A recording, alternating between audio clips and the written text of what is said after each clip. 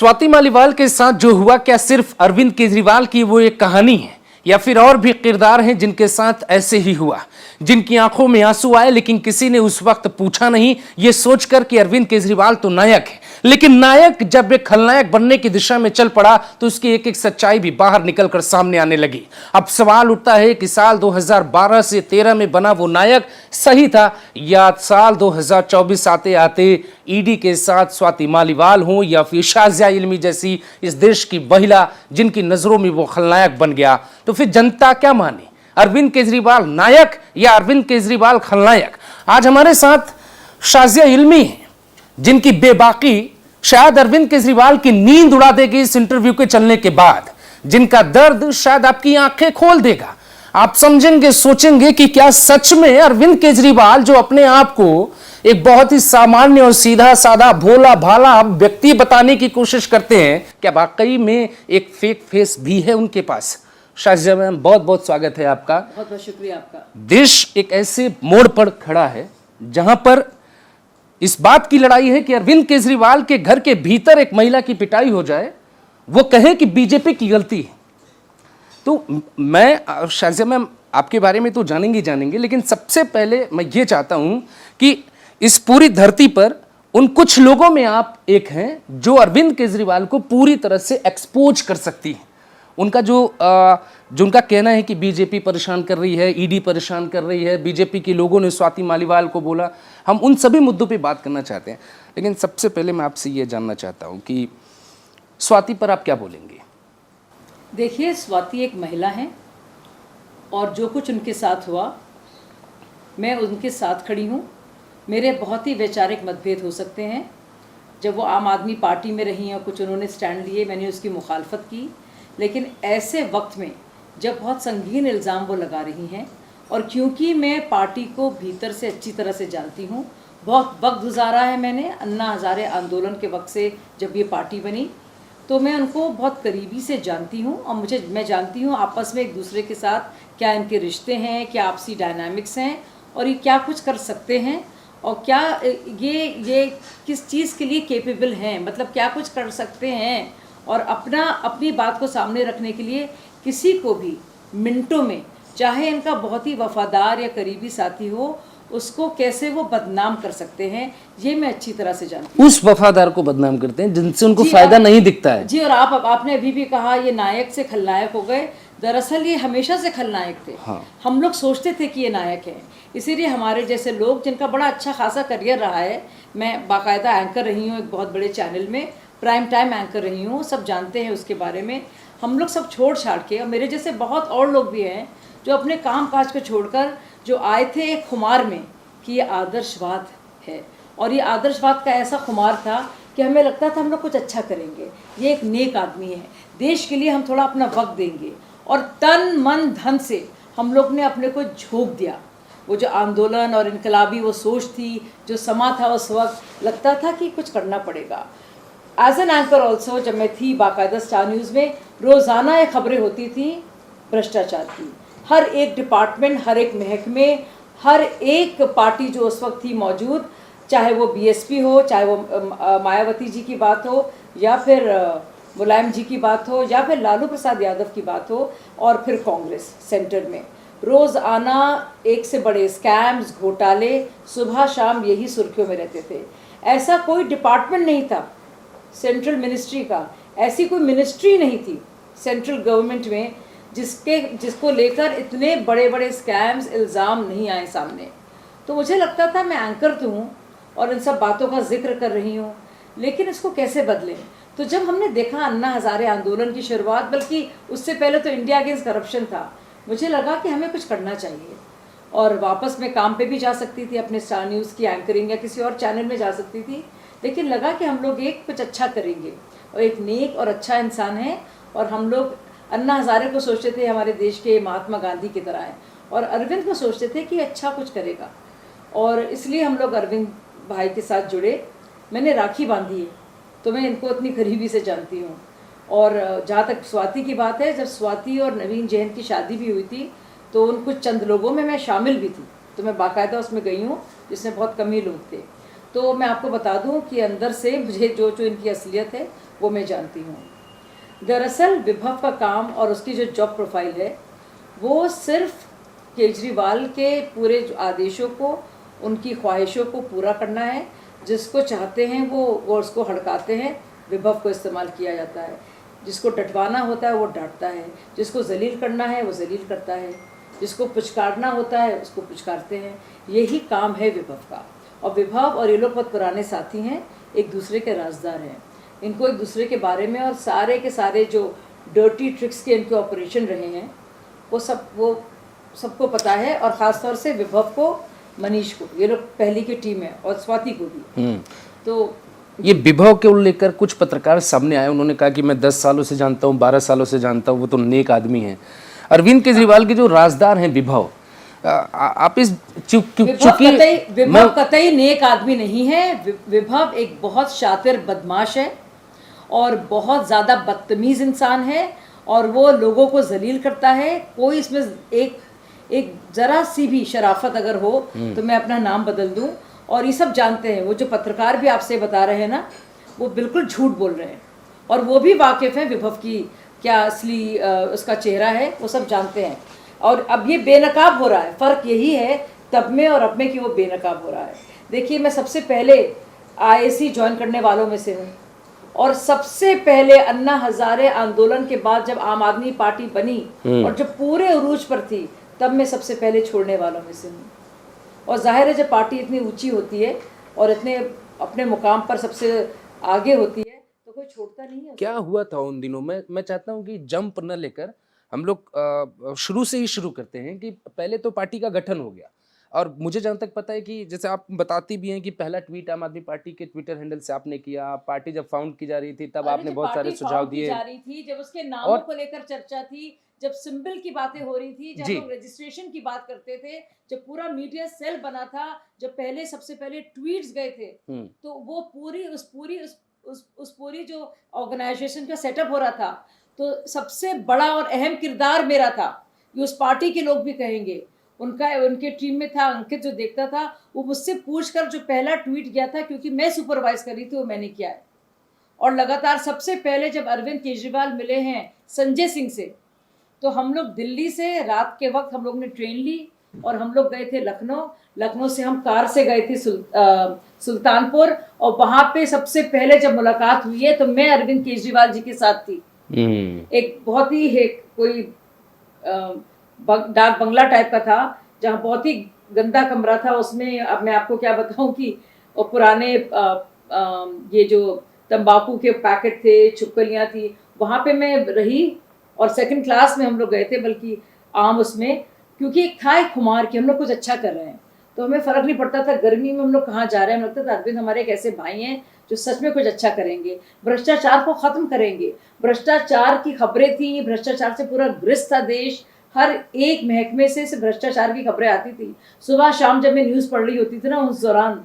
और ये पीक दौर था कांग्रेस पार्टी का, सिर्फ भ्रष्टाचार की खबरें होती थी, चाहे आप घोटाले का नाम। ठीक है, आप कांग्रेस पर आपको ये लगता है कि विभव ने सच में स्वाति मालीवाल को पीटा होगा वैसा आदमी? क्योंकि आप विभव को बहुत अच्छे से जानती हैं, 2007 में ही पहला केस उन पर दर्ज हुआ था। ये लोग कुछ भी करवा सकते हैं, तो विभव ने क्या किया होगा कि नहीं किया होगा, मैं आपको बता दूं जी। संतोष कोहली जी, वो संतोष कोहली जो अरविंद की भी एक तरह से आप उसको सीनियर मानेंगे, और जो एनजीओ का पूरा काम सुंदर नगरियों झुग्गियों में होता था, आरटीआई का पूरा जो कैंपेन हुआ था, उसमें संतोष कोहली शामिल थी। और संतोष कोहली के घर में जब अरविंद केजरीवाल ने अपना अनशन किया था ना, उसकी भी कहानी है, मुझसे पूछेगा, मैं बताऊंगी आपको। वो संतोष कोहली के घर के अंदर किया था। और सोचिए, जब अन्ना हजारे ने मना कर दिया था और कहा था कि तुम आंदोलन का रास्ता क्यों छोड़ रहे हो, क्योंकि अरविंद ने तो कसम खाई थी कि मैं तो कभी भी पार्टी नहीं बनाऊंगा, मैं अपने बच्चों की कसम खाई थी। मैं अरविंद से कहती थी शुरुआती दौर में 2011, 2012, 2013 में, अरविंद भाई हम लोग क्यों नहीं बना लेते पार्टी? सब लोग लिखते हैं ये कि भाई आंदोलन करके क्यों आप सरकार को ब्लैकमेल कर रहे हैं, आप पार्टी बनाइए तब लड़िए। अरविंद कहते थे नहीं, ऐसा सोचो भी नहीं शाजिया, हमारी पूरी बदनामी होगी, हमारी विश्वसनीयता खत्म हो जाएगी। तो मैंने तो टीवी में कहा ये, और जब तब स्टार न्यूज़ होता था, उसी की मैं डेब्यू एंकर रही हूँ। और मुझे याद है दीपक चौरसिया ने मुझसे सवाल पूछा था और मैंने कहा था मैं कसम खाती हूँ, इस बात की गारंटी देती हूँ कि ना अन्ना हजारे ना अरविंद केजरीवाल राजनीति में शामिल होंगे। मैं हो सकती हूँ, मतलब दो फेस थे नहीं मैंने केजरीवाल ये भी के। कहा मैं हो सकती हूँ, लेकिन ये नहीं होंगे, इतना यकीन था मुझे। दो फेस था, सोचिए कितनी मतलब बेवकूफ थी मैं। आप ये समझ रही भाई कि ये आदमी भगवान है हमारे लिए, और आपसे कह रहे हैं कि पार्टी नहीं बनेगी। आपने टीवी पे जाके प्रॉमिस कर लिया, ये प्रॉमिस किया और इधर कुछ और चल रहा था उनके मन में। आप यकीन आप नहीं करेंगे कि 3-4 महीने बाद पार्टी बनी। उन्होंने पार्टी बनी। इसको लेकर हिमाचल प्रदेश में उन्होंने जी। एक पूरा छोटा सा एक्सपेरिमेंट किया। प्रशांत भूषण भी चाहते थे, शांति भूषण भी कह रहे थे, तब योगेंद्र यादव भी आ गए थे कि हम लोग पार्टी बनाएंगे। और जब इन्होंने ऐलान किया तो अन्ना हजारे बहुत नाराज थे। सब जानते हैं क्या कुछ हुआ। अरविंद इतने गुस्से में, जो अभी शक्ल देख रहे हैं ना आप इनकी, वैसी शक्ल, एक टिपिकल उनका एक्सप्रेशन होता है जो वो बहुत गुस्से में होते हैं या परेशान होते हैं। और ये बात मेरे सामने हुई है। उन्होंने पूछा कितने दिन बैठा था ये अन्ना हजारे, कितने दिन बैठा था? तो किसी ने कहा 13 दिन बैठे थे। हम लोग ने फौरन चेक किया, 13 दिन बैठे थे। मैं 14 दिन बैठूंगा, देखो दिखा दूंगा, मैं 14 दिन रहूंगा मैं। और संतोष कोहली के घर में इन्होंने अनशन किया, और अनशन के दिन उसकी तस्वीर में भेजूंगी, मैंने उसको तस्वीर को एक बार ट्वीट भी किया था कि मैं, कुमार विश्वास और मनीष सिसोदिया बैठे हैं, अरविंद बहुत ही मतलब जाहिर सी बात है अनशन में बैठे हैं। उसी दिन जब मैं रो पीट रही थी और मेरा भतीजा भी मेरे साथ गया था, मैं जब अंदर गई हूँ तो उनके एक नेचुरोपैथ, एक डॉक्टर टाइप के हैं, और वो बोले वो कोकोनट वाटर, नारियल पानी तैयार कर रहे थे। तो हमने कहा अरविंद कहाँ लेंगे, तो उसे पानी लेंगे ज़्यादा से ज़्यादा। बोले नहीं, कुछ उनकी तबीयत खराब हो जाएगी। और मैंने देखा कि कुछ जैसे कि खीरा होता है ये, तो मैंने कहा ये अरविंद थोड़ी ना लेंगे, क्योंकि अन्ना हजारे ने जब अनशन किया था ईमानदारी से किया था, दुनिया की नज़रों के सामने किया था। बाकायदा उनका आपको याद है वो स्टेज होता था, यहाँ पे अन्ना हजारे की छोटी सी एक टेंट लगा था, उसमें सोते थे, सारे डॉक्टर्स की मौजूदगी में होता था, 24 आवर्स विजिल पर होता था। लेकिन इनका तो संतोष कोहली के घर में, सुंदर नगरी में, उसके घर में हुआ, बीच बीच में कैमरा आते थे। तो वो मैंने देखा, मतलब मैंने सोचा अभिषेक आप यकीन नहीं करेंगे, नहीं अभिषेक मैं यहाँ रो रही हूँ, वो तस्वीर में आपको भिजवा दूंगी, आप भेजती हूँ मैं अभी आपको। मैं ऐसे बैठी हूँ और मैं ऐसे रुआसी सी हो रही हूँ, मैं तो रोती भी थी। तो मैं कहती थी क्या ऐसे, क्योंकि अरविंद की शक्ल वाकई में ढल गई थी। और 2 घंटे बाद मैं अंदर जाती हूँ तो मैं ये देखती हूँ, मैं चुप हो गई। मैंने कहा अच्छा नहीं लगता कुछ कहना। मैंने कहा पर क्यों खिला पिला रहे हैं? बोले मारने दें इनको, ये चाहती हूँ मैं चुप हो गई। मुझे लगा कि, और लेकिन अन्ना का पूरी ईमानदारी से हुआ था। हम लोग खैर बाहर आए, मुझे थोड़ा अजीब सा लगा, लेकिन मुझे लगा शायद इसका कोई मकसद होगा, ये अपनी विश्वसनीयता बनाएंगे। तो ये है इंसान। एक बार की एक और आपको बात बताएं कि हम लोग सब बैठे थे और मेरे ख्याल से वीके सिंह, वो जब अनशन था तो उन्होंने पानी पिलाया था। मैं थोड़ा सा आपको पीछे ले जाना, चूंकि आप बात बहुत बड़ी कर रही है। इस देश के लोगों ने देखा कि अरविंद केजरीवाल अनशन के नाम पे कैसे सिंपैथी इकट्ठा कर रहे थे। आप कह रही थी कि जो संतोष कोहली जी के घर में जो अनशन हो रहा था उसमें अरविंद केजरीवाल ने चीटिंग की थी, खाना खाया था अनशन के नाम पर। बिल्कुल चीटिंग की थी, और मैंने खुद देखा है वो जाकर, और उनके आसपास के सब लोग जानते भी थे कि चीटिंग हो रही है। मुझे ही नहीं पता था, क्योंकि मैं उन दिनों रोज़ाना सुंदर नगरी नहीं जा रही थी, क्योंकि हम लोग और भी बहुत सारे काम चल कर रहे थे। तो मैं जब अंदर जाती हूँ मैं रोई, रुआसी हुई, बैठी भी, और ऐसा नहीं था कि उन्होंने कुछ। आप क्यों रोई? क्योंकि मैं अरविंद से बात कर रही थी, मैं देख रही थी कैसे इंसान है। और उसके जब ठीक मैं अंदर जाती हूँ, अंदर की तरफ, तो मैं देखती हूँ कि नारियल पानी भी रखा है, कुछ सैलड टाइप की चीज़ें रखी हैं। तो मैंने कहा, तो उन्होंने कहा थोड़ा बहुत तो खाएंगे ना, मर जाएंगे क्या? तो मतलब ये देखिए चला कि, तो अरविंद केजरीवाल इतने पाखंडी हैं, इतने झूठे और मक्कार हैं, वे कुछ भी कर सकते हैं। मैं आपको बताती हूँ, हम लोग लाइन से बैठे थे, पूरा आपको याद है वो पूरा एक मंच, रामलीला मैदान, आई थिंक वीके सिंह थे, और जो जिनको उन्होंने पानी दिया, और दुष्यंत कुमार की कविताएं सब पढ़ रहे थे, और मैं ऐसी बैठी थी, और मैं इतनी ज़्यादा इमोशनल थी उसको लेकर, सब कुछ भूल भाल कर वहाँ पे बैठी थी। मेरे जैसे और भी बहुत लोग होंगे। मैंने सोचा भी नहीं कि मेरे करियर का क्या होगा, आगे क्या होगा, कुछ मुझे लगता था बस ये जो कर रहे हैं सही कर रहे हैं, और कुछ इसमें मकसद होगा। मैं बैठी थी, आप यकीन नहीं करेंगे, मैंने ऐसे ही कहा, कुमार विश्वास थे, प्रशांत भूषण थे, सब लोग आगे लाइन में हम लोग बैठे थे।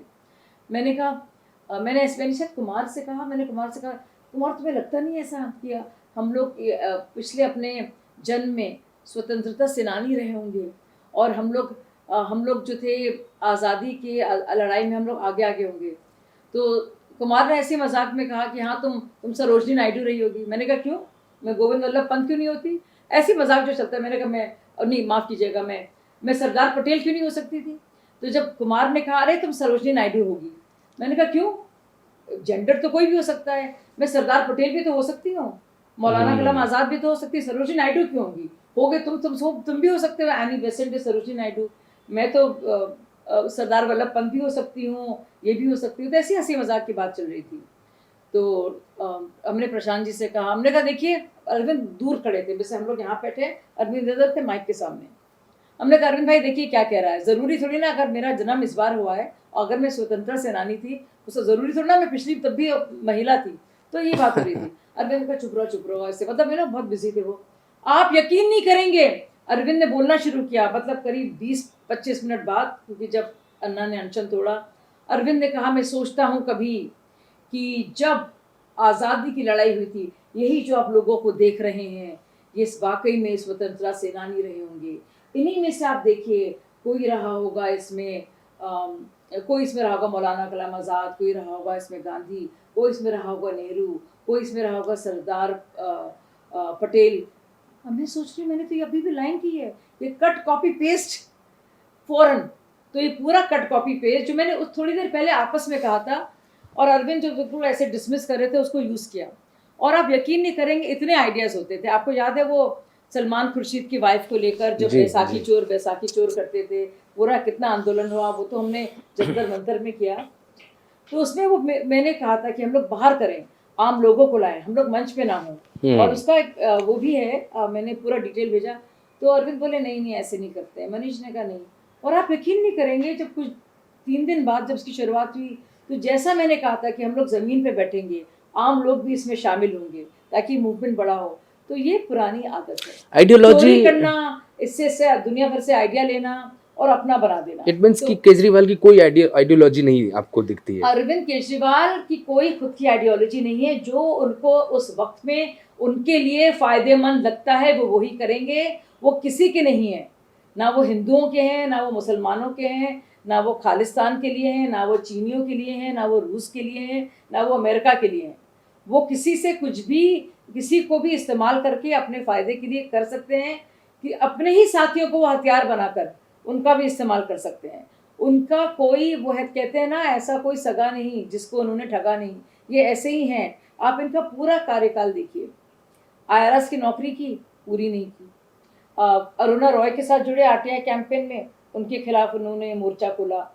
आप देखिए कुछ दिनों के लिए इन्होंने काम किया, मैंने मदर टेरेसा के लिए काम किया है, वहाँ से भी छोड़ के आ गए। कितनी बातें की कांग्रेस के खिलाफ, लेकिन उनके साथ ही बैठ गए। और हर एक चीज़ में आप देखेंगे कि वो जो कह रहे हैं उसका उल्टा है। ओखला में जाते थे तो बात करते थे बटला हाउस एनकाउंटर की, और वहाँ से आते थे तो कहते थे वो गलत हुआ। मैंने कहा अरविंद भाई आप ये क्यों कह रहे हैं हर जगह कि AC में बैठने वाले लोग कि खिटपिट बातें करते हैं, आप ये क्यों कह रहे हैं? तो अरविंद कहते थे अरे चुप रहो। हमने कहा हम लोग भी तो बैठे थे अभी AC के कमरे में, मैं अपने को वो जूनियर मानती थी, क्योंकि ये पूरी एक्टिविज्म की दुनिया मेरे लिए नहीं थी, मैं पत्रकार रही थी। तो मैंने कहा अरविंद भाई हम लोग ये क्यों कह रहे हैं, हम लोग भी तो AC कमरे से निकल के आए हैं। बोले नहीं, कहना पड़ता है।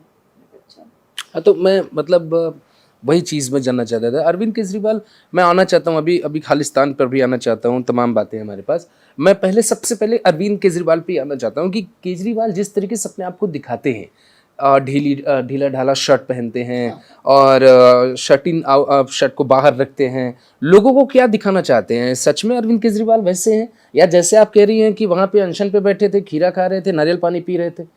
क्या है, क्यों पहनते हैं ऐसे ढीले ढाले कपड़े, क्या मकसद उसके पीछे ये तो दुनिया जानती है। और अगर सच में ऐसे होते तो आप क्यों शीश महल बनाते, 70 करोड़ का क्यों इस्तेमाल करते, क्यों इतने चालाकी से 10 करोड़ से कम के टेंडर्स पास कराते? कोई कहानी है? ताकि स्क्रूटिनी ना हो। ये सब चालाकी तो होती है। कोई कहानी बिल्कुल है? उन दिनों बहुत ही शौकीन किस्म के ये इंसान है। अच्छा। इन्हें सब चीजों का बहुत शौक है, लेकिन दुनिया के सामने तो नाटक करना है ना। अब आप देखिए मनोहर पारेकर जी को देखिए, सिंपल सी वो शर्ट पहनते थे, शर्ट में जो टेलर का नाम होता था वो टिक्कुल लगा होता था, वो भी दिखता था, कभी इस्तेमाल नहीं किया। वो भी IIT के थे। इन्होंने जो इस्तेमाल किया है, मैं IIT में था, मैं IRS में था, मैं ये था, मैं वो था, देखो मैं कैसा हूँ, ये पूरी के पूरे तमाशेबाज हैं, एजेंडा था। इसीलिए आपको याद है लोगों ने दिखाए तस्वीरें, अच्छे शूज़ पहन के वॉक करने जा रहे हैं, लेकिन रिपब्लिक डे के दिन याद है आपको, चप्पल पहन के आए थे, हवाई चप्पलें पहन के आए थे। कि देखो मैं कैसा हूँ, मफलर बांध के, ये पूरा एक जो हम जो मफलर पे तो बड़ी कहानियां हैं, मफलर के पीछे क्या कहानी है अरविंद केजरीवाल के? जितना वो आम आदमी से रिलेट करने के लिए आम आदमी बनेंगे या उसका पाखंड करेंगे, तो उनको लगता था उससे फ़ायदा होगा। अब जो पब्लिक है वो भी मान लेती है इन बातों को। वो बेवकूफ़ बनाने के लिए तरीका तो बहुत अच्छा है। लेकिन ज्यादा दिन ना नहीं तो माने। उसके बाद उन्होंने कभी मफलर पहना, ना उससे पहले। तो इस तरह से बांधकर आप सब जानते हैं कि वो एक बहुत बड़ा ढकोसला था। बस कारगर साबित हो गया उनके लिए। दुख नहीं क्योंकि होता अब आपको शाजिया जी कि मुझे आपके बहुत साथ दुख हुआ, बहुत गलत हुआ? मुझे इतना दुख हुआ, आप यकीन नहीं करेंगे। और देखिए, अब एक और मैं ज़रूरी बात बताना चाह रही हूँ आपको। स्वाति मालीवाल के बारे में अब क्या कह रहे हैं? बीजेपी ने स्पॉन्सर किया है। अब एक भी प्रमाण नहीं है, एक भी सबूत नहीं है। भाई भाजपा ने 20 साल पहले स्वाति को तो नहीं प्लांट की तरह किया होगा ना वहाँ पे, और कहा होगा इनसे कि देखिए राज्यसभा भी दीजिए, इससे पहले डीसीडब्ल्यू का भी अध्यक्ष बनाइए, इससे पहले टीम में रखिए, और अब स्वाति जी हमारे लिए काम कर रही हैं। ना कोई प्रमाण, ना कोई एसएमएस, ना कोई व्हाट्सएप, ना कोई तस्वीर, कुछ नहीं, बस कहना है। मैं बता दूं, ये पहली बार नहीं हुआ है। जब मैंने परेशान होकर, और विभव ने कितना गंदा रोल प्ले किया था, इतनी भद्दी तरीके से मेरे साथ बात की थी, एक बार नहीं कई कई बार। अरविंद को मैं फ़ोन करती थी, विभव फ़ोन उठाता था। और वो अरविंद जो सुबह शाम मेरी बात होती थी, सुबह 6 बजे, शाज़िया ये करवा दो, शाज़िया गलत चल रहा है, प्लीज़ फ़ोन कर लो अर्नब को, अर्नब उस वक्त टाइम्स में थे, प्लीज़ इससे बात कर लो, उससे बात कर लो। वही अरविंद फ़ोन पे नहीं आ रहा है। तो मैंने, विभव ने इतनी बदतमीजी से मैं सच में रोई थी, और वो आंसू गुस्से के थे, और इतनी गंदी तरह से बात की। मैंने कहा मैं तो नहीं रह सकती इसमें। क्या हुआ था एग्जैक्टली? देश के लोग जानना चाहते हैं शाजिया मैम। देखिए आप जब भी लगातार बोलते हो उस पर भावुक हो जाती। मैंने आपके कई इंटरव्यूज भी सुने। आप मतलब इंसान 5-7 साल 8 साल 9 साल बात हो गई पुरानी, आज भी आप उस बात को याद करके भावुक हो देखिए, मैंने जाते हैं। अपनी ज़िंदगी का बहुत एक अहम वक्त उसको दिया, और केजरीवाल। मैं उनको बहुत, हाँ, जो मैंने, मुझे लगता है कभी भी किसी और रिश्ते में या किसी और काम में इस तरह से मैं इतनी इन्वॉल्व नहीं हुई। जी। तो लगता है कि एक तरह से लगता है कि बहुत ठगा हुआ महसूस करती हूँ, लगता है बहुत बड़ी बेवकूफ़ बन गई। और इन लोग ने इतनी गंदगी और इतनी बदतमीज़ी की। आर के पुरम से मुझे तो लड़ने का शौक ही नहीं था, मैं तो सिर्फ हेल्प करती थी काम में, और मैं टीवी में हमेशा रही थी, ना ही मुझे टीवी में आने का शौक था। मैं मनीष सिसोदिया की तरह नहीं थी कि जहाँ पे भी अन्ना हो अरविंद अपना सर डाल दो। सारे फोटोग्राफ्स आप देखेंगे, आप मनीष जी का कोपड़ा देखेंगे, और उनके जो सर है वो आप देखेंगे। तो मेरा मेरा तो ऐसा कभी रहा नहीं था, मैं ऑलरेडी टीवी से थी। तो उन्होंने कहा कि मनीष सिसोदिया और शाज़िया का नाम होना चाहिए पहले। तो पहले जो 2 नाम हुए थे वो मनीष सिसोदिया के थे और शाज़िया इल्मी के थे। मैंने भी बहुत फंडिंग में, लोग अरविंद को बुलाते थे क्योंकि मैं अंग्रेज़ी और हिंदी दोनों बोलती थी, तो हर जगह मुझे बुलाते थे, चाहे वो लंदन हो या फिर दुबई हो। बड़े-बड़े मैंने फंडिंग इनके मैंने प्रोग्राम्स किए थे, बहुत बड़े-बड़े, मैं ही जाके बोलती थी, और उसके बहुत सब आप देखेंगे वीडियो पे सब है। कुछ तो उन्होंने हटाने की कोशिश भी की है, लेकिन अभी भी काफ़ी कुछ है। तो जब मैं लड़ रही थी, तो इनका एक बहुत ख़ास है जो अब बन गया है एमएलए, दुर्गेश पाठक। दुर्गेश पाठक ने जो बदतमीज़ियाँ की हैं मेरे साथ, मैं आपको क्या बताऊँ। जब इनको लगने लगा ना, हम लोग निर्भया आंदोलन हुआ, तो निर्भया आंदोलन में भी मैं गई थी सबसे पहले एम्स। जब निर्भया की जो का जो ऑपरेशन करके जब डॉक्टर्स आए थे, तो मैं चुपचाप कोने में बैठी थी। जो एम्स के डायरेक्टर थे, जो पीआरओ थे, बोला आप चुपचाप बैठ जाइएगा, हम राजनीति नहीं करना चाहते, आप क्योंकि पॉलिटिशियन नहीं, आप बैठ जाइए। तो मैंने सुना था निर्भया के साथ क्या हुआ था, मैं उन लोगों में से थी जो सुन रही थी, जो डॉक्टर्स बता रहे थे कि ऐसा कभी हुआ नहीं है। मैं गई थी अरविंद के पास, मैंने अरविंद से कहा था, अरविंद जी अभी आप चुनाव प्रचार छोड़ दीजिए, अभी निर्भया के लिए आपको आना पड़ेगा। उसके बाद आपके कहने के बाद वो आए इंडिया उसके गए? बाद वो आए, बल्कि एक दिन बाद आए, और मैंने ये भी कहा था, देखिए शीला दीक्षित की थू हो रही है, आप चुपचाप से आके बैठ जाइएगा, एक वर्ड ना बोलिएगा। उन्होंने माना। और मैंने उनसे कहा था कि आप जो बहुत आप आक्रामक ना हुई, बहुत पहले आप कही हम तो छोटे लोग हैं जी, और उन्होंने कॉपी किया उन सब चीज़ों को। और बाकायदा सब जानते थे कि मैं, चाहे वो टाइम्स ऑफ इंडिया का ऑफिस हो या और बाकी जितने भी चैनल्स हैं, मैं अरविंद जी के साथ जाती थी। सबसे पहला प्रेस कॉन्फ्रेंस जो हुआ था विमेंस प्रेस क्लब में, जिसमें आशुतोष जी पहली बार आए थे, जिसमें अन्ना हजारे आए थे, और अन्ना और अरविंद बैठे थे, जिसमें सारे के सारे बहुत ही जितने भी जर्नलिस्ट थे, वो प्रेस क्लब में पूरा आयोजन, उसके पैसे भी मैंने दिए थे, शायद 15-16 हज़ार रुपये। वो उसका आयोजन यानी कि उसकी बुकिंग वो करके दी थी, और सब पत्रकारों को बुलाया था। एक्चुअली मैं देखिए तो मैं मैं आपको क्या बताऊं, मतलब मैं कितनी बातें बताऊं आपको, लेकिन आरके पुरम को बताने दीजिए मुझे। तो मैं काफी पॉपुलर हो रही थी और हर जगह टीवी में आप देख ही रहे थे कि मैं, इनको लगने लगा एक कोई टोटल टीवी है और एक दो और टीवी से उन्होंने दिखाने लगा अरविंद के बाद और पॉपुलर लोकप्रिय नाम क्या है, एक पोल टाइप का, तो उससे मेरा नाम बहुत ऊपर जा रहा था, अरविंद और शाजिया अलमी इस तरह से आने लगा। मेरी स्पीचेस अच्छी हो गई क्योंकि मैं तो टीवी में बोलने की आदत थी, ऐसे बोलने की तो मेरी आदत थी नहीं पब्लिक में, क्योंकि मैंने तो सोचा नहीं था कभी भी पॉलिटिशियन बनूंगी, राजनीति में आऊँगी। तो मैं बहुत अच्छा करने लगी और दिल से बोलती थी, बहुत मुझ में एक जज्बा था। आप यकीन नहीं करेंगे, एक बहुत ही गंदी गाली मुस्लिम, और मैं वो शब्द नहीं कह सकती स्त्रीलिंग वाला, पर मुस्लिम डॉग को हिंदी में कहिए स्त्रीलिंग की तरह से, और ये हिंदी में गाली बाकायदा आरके पुरम में जब मैं स्पीचेस दे रही होती थी, 10-20 लोग लगातार जहाँ जहाँ जा रही होती थी ये लोग कर रहे होते थे। उनमें से एक जो उसको ग्रुप को लीड कर रहा था वो था सतीश डागर। सतीश डागर को बाद में, मतलब मेरे जाने के बाद, जब वो म्यूनिसिपल इलेक्शन हुए उसको काउंसलर का टिकट भी दिया गया मुनीरका से, जने कहाँ से, उस क्षेत्र से। और मैं इतना मतलब जलील फील करती थी, मैं कहती थी क्यों कर रहे हैं। आप यकीन नहीं करेंगे, सतीश डागर दुर्गेश पाठक के बहुत अच्छे साथी। तो जब हुआ ये तीसरी चौथी बार और मैं दिन भर कैंपेन कर रही थी, मैंने तो मांगी भी नहीं थी आरके पुरम, मैं तो जीके से चाहती थी, मेरे लिए आसान रहती क्योंकि यहीं पे रह रही थी मैं।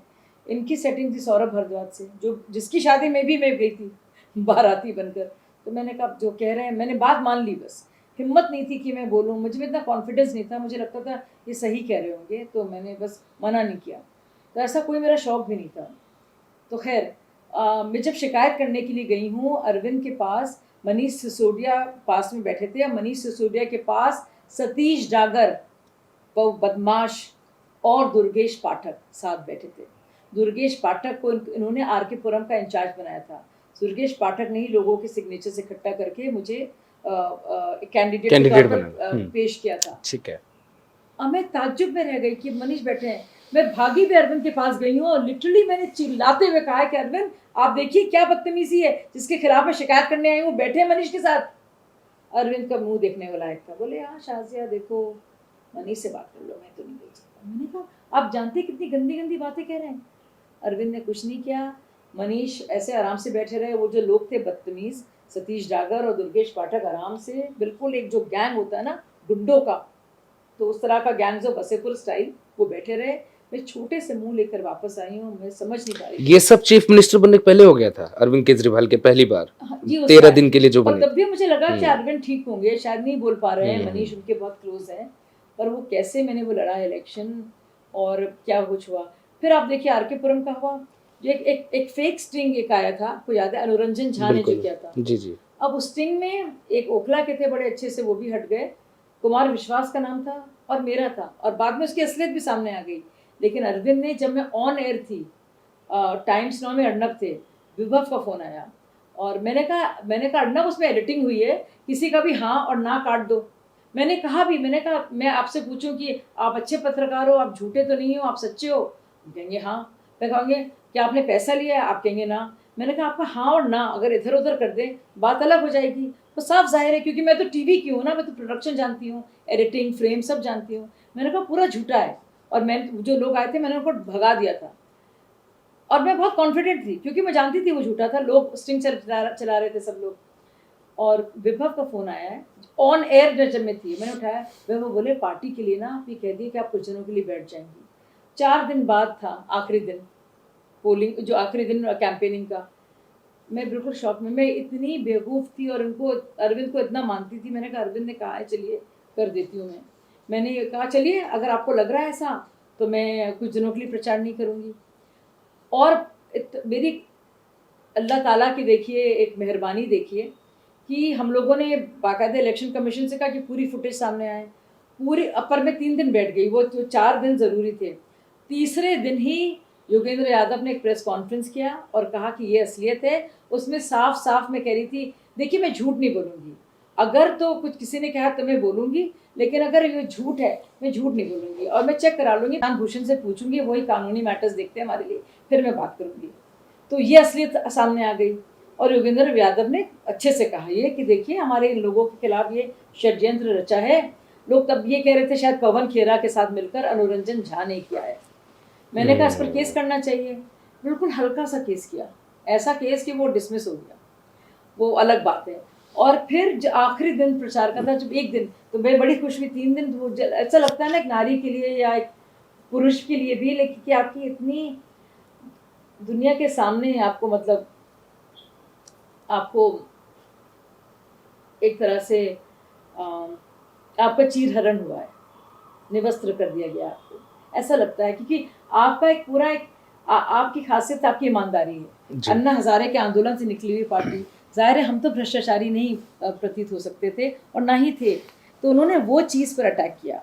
और बाद में मुझे पता चला अनुरंजन झा बाकायदा आम आदमी पार्टी के लिए काम करता है, लंदन में रहता है, कुछ केस वेस भी नहीं किया जो पार्टी को करना चाहिए था। मुझे लगा पार्टी कर रही है, और उस बात को भी छोड़िए। तो मैं 3 दिन इतने तकलीफ में रही हूँ, और लोगों ने भी, लोग जानते थे क्योंकि जो भी एडिटिंग जानता है समझ जाएगा, अलग अलग से छाट कर जो होता है ना आपको मैच करना पड़ता है।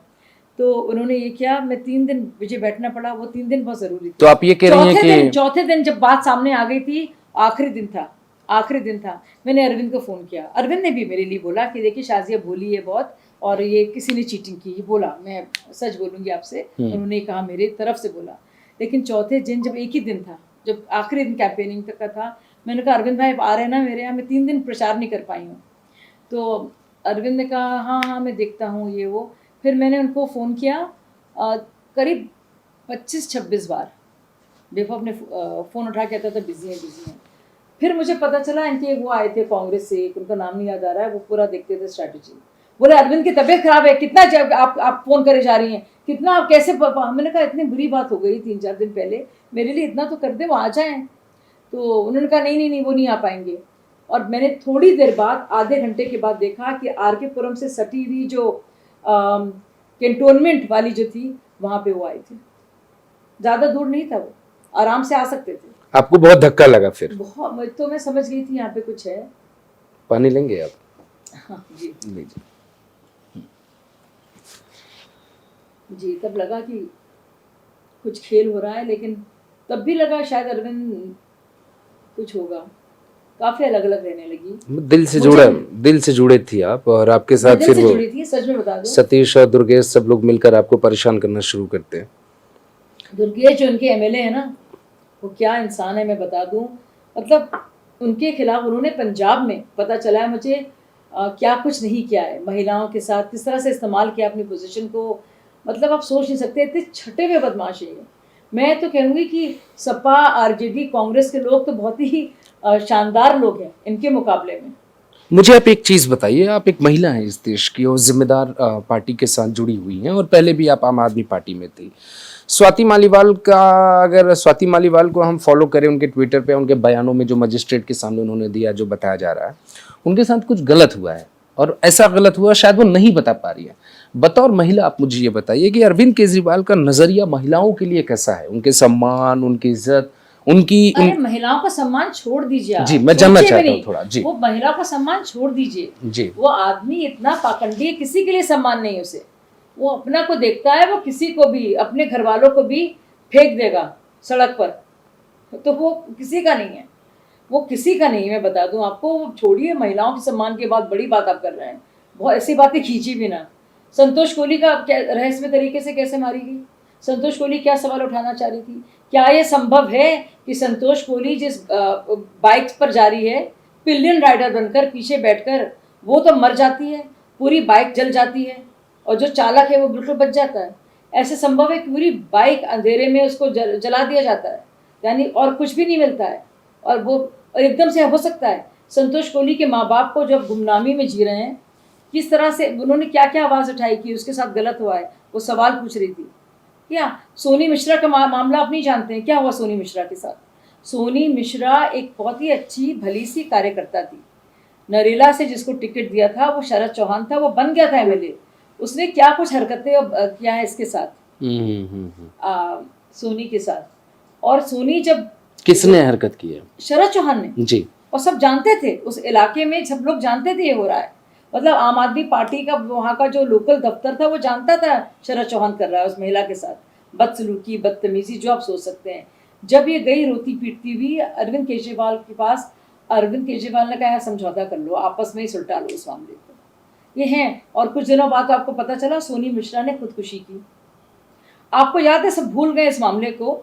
आशुतोष अब तो बहुत बोल रहे हैं। आपको याद है किस तरह से किसान आया था पंजाब से और वह था, उस किसान ने खुदकुशी की थी। याद है आपको? अब दिल्ली के लोग, तब तो पंजाब में कुछ बात नहीं हो रही थी और सेंट्रल उसकी बात थी, दिल्ली में कानून की बात थी। आप पंजाब के किसान को क्यों बुलाएंगे, क्यों उकसाएंगे? और उसने खुदकुशी की। और सोचिए ऐसे बेशरम ये लोग हैं। उस किसान की बेटी टीवी पर थी, तब तो खैर मैंने पार्टी छोड़ दी थी, मैं देख रही थी इन लोगों के कारनामे।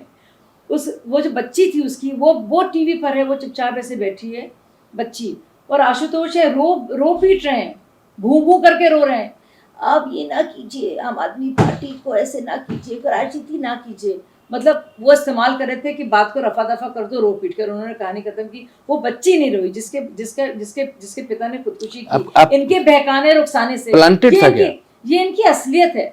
नहीं, प्लांटेड था, उसको उकसाया, पंजाब से बुलाया कि हम करेंगे। भाई पंजाब के लिए तो उस वक्त तो कैप्टन अमरिंदर सिंह थे, आप बदल भी नहीं सकते थे वहाँ के कानून, सही है कि गलत। तो आप क्यों पंजाब के किसान को बुलाकर अपने दिल्ली में एक माहौल बनाने की कोशिश कर रहे हैं? ये वही केजरीवाल है। जब हम लोग सब थे तो चुपचाप कहलाते थे, जब शीला दीक्षित थी कि सबसे कहो जाकर Arvind for CM, Modi for PM. कौन कहलवाता था ये? अरविंद केजरीवाल खुद कहलवाते थे। उनकी जो मतलब 14 में, बिल्कुल 14 में बनारस में गए प्रधानमंत्री के खिलाफ चुनाव लड़वाने के लिए। नहीं, ये तो 13 में जब पहली बार, 14 में तो पार्टी बनी थी, 13 के एंड में, तो 14 में उन्होंने कहा जब लोकसभा जब लोकसभा के चुनाव लड़ रहे थे वो वाराणसी से, तब भी बदले हैं। उससे पहले तो सिर्फ कांग्रेस ही बुरी थी। अच्छा देखिए हमारे देश के पत्रकार, पार्टी जब आप लोगों की बन रही थी 26 नवंबर 2012 को, उस वक्त मैं खड़ा था। मैं उस वक्त जर्नलिज्म का फर्स्ट ईयर का स्टूडेंट था, और आप बिलीव नहीं करेंगी, मुझे उसी दिन ये बात बहुत मतलब दिल पे लगी थी। जिस हिसाब से चादर को फैलाकर पैसे मांगे गए थे, आपको याद होगा, पार्टी अनाउंस होने के बाद चादर कितनी बार उठा के हम लोग गए। ये चीज, वो पैसे कहाँ जाते थे, किसके पास जाते थे, कहाँ गए वो पैसे? अन्ना हजारे सवाल पूछा, अन्ना हजारे की टीम ने, रालेगन सिद्धि से जो टीम आती थी महाराष्ट्र की, इन्होंने उनको जवाब नहीं दिए। और मुझे एक बात मुझे याद है, मैं जब अन्ना हजारे का आंदोलन था, आखिरी के 2 दिन बहुत मुश्किल थे, अन्ना हजारे की बहुत हालत खराब हो गई थी, उनका फ्रॉड वाला अनशन नहीं था, तो महाराष्ट्र के लोग बहुत परेशान हो रहे थे, बहुत ज़्यादा, और वो बार बार आ रहे थे। और मैंने जब कहा भी इस बात को, मैंने कहा, और वो भी कहीं ना, वो भी कैमरे में आया है, क्योंकि मैंने कहा कुछ हो जाएगा। तो मेधा पाटकर जी थी, अरविंद ने कहा अपने आंसू को नहीं देखा, चुप, कुछ नहीं बोलो, रखो। हमने कहा नहीं कुछ हो जाएगा बुरा। बोले नहीं, बस आधे दिन की बात है। अभी आप चाहते हैं सरकार घुटने टेके, तो सरकार ने टेका भी घुटनों को, और बाकायदा 2 सेशंस हुए, राज्यसभा और लोकसभा के बाकायदा सेशंस बुलाए गए, सेशन हुआ, लेकिन नॉट एट दिस कॉस्ट। इस बात को दोहरा देती हूँ। देखिए अन्ना हजारे के लिए भी एक बेफिक्री थी, और आखिरी के दिनों में जब बहुत ही नाजुक उनकी हालत थी, तो जब हम लोग कुछ लोग परेशान हुए, महाराष्ट्र के लोग जो आ रहे थे सारे, रालेगन सिद्धि के, पुणे के, और उन्होंने बार बार कहा कि अन्ना की हालत ठीक नहीं है। तो अरविंद ने कहा नहीं कुछ दिन और रुको, कुछ जाओ। और ये पूरा अजीब गरीब था, मनीष, अरविंद सब बोले नहीं थोड़े दिन और रुक जाओ, थोड़े वक्त और रुक जाओ। हमने कहा कुछ भी हो सकता है अन्ना को। बोले नहीं पार्लियामेंट अपना सेशन बुलाएगा ही बुलाएगा। देखो हम घुटने हमने टिका दिए हैं इस सरकार के, और वो हुआ भी बाद में, लेकिन एक बहुत बड़े कॉस्ट पर हुआ वो। आप कह रही थी कि राजदार हैं, दोनों को एक दूसरे का राज का पता है, तो क्या विभव कुमार के पास अरविंद केजरीवाल की पूरी सच्चाई है? और इसीलिए अरविंद केजरीवाल, सवाल ये पूरा सुनिएगा, अरविंद केजरीवाल के पास पूरी सच्चाई, इसीलिए विभव कुमार के ऊपर इतने गंभीर आरोप लगे, धारा 354 पे मुकदमा दर्ज हुआ है, उसके बावजूद उनको क्यों बचा रहे हैं वो? स्वाति मालीवाल भी बहुत करीबी साथी थी 20 साल से, लेकिन जब से वो DCW में रही, और वो शुरुआती दौर से ही रही, जब से अरविंद केजरीवाल मुख्यमंत्री बने, तो आप यकीन नहीं करेंगे, स्वाति तो पार्टी के फोल्ड से बाहर आ गई थी और DCW के काम देख रही थी। पार्टी से जुड़े हुए सारे काम, चाहे वो शराब घोटाला हो, चाहे जल निगम का घोटाला हो, चाहे दुनिया भर की चीज़ें थी, उसको वो सारा कामकाज, और जो भी एज अ चीफ मिनिस्टर वो काम कर रहे थे, उसमें तो विभव भी शामिल थे ना। विभव भी सारा 10 साल से वही रहे हैं, उनके साथ वही पिए रहे हैं। तो जाहिर है उनको जो उनके पास राज हैं और ढेर सारे काले राज हैं, वो तो विभव को ही पता है ना। तो क्या और तो विभव की गिरफ्तारी की बात करना या विभव को फटकारना या विभव को सस्पेंड करने का मतलब है कि सारे राजों का पर्दाफाश होना। तो मतलब तो अरविंद दिखाना पड़ेगा उनको कि भैया आपको लगता है विभव चुपचाप चला जाएगा?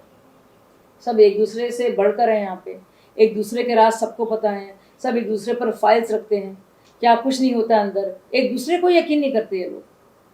तो कभी भी कुछ भी हो सकता है, एक दूसरे पर भरोसा नहीं है। आपको लगता है अगर अरविंद केजरीवाल को संजय सिंह पर भरोसा है तो आप गलत समझ रहे हैं, ऐसा कतई नहीं। क्या चल रहा है पार्टी में, आप नजदीक से देख पार्टी रही में हैं? बहुत जबरदस्त घमासान है, कई लोगों से बात होती है मेरी, और जो सुनिए डर के मारे अपने फोन से वो बात नहीं करते। आम आदमी पार्टी के अंदर की जो पूरी वो जो टीम है उनका एक एक बंदा सब एमएलए के साथ लगा हुआ है, सुन लीजिए आप।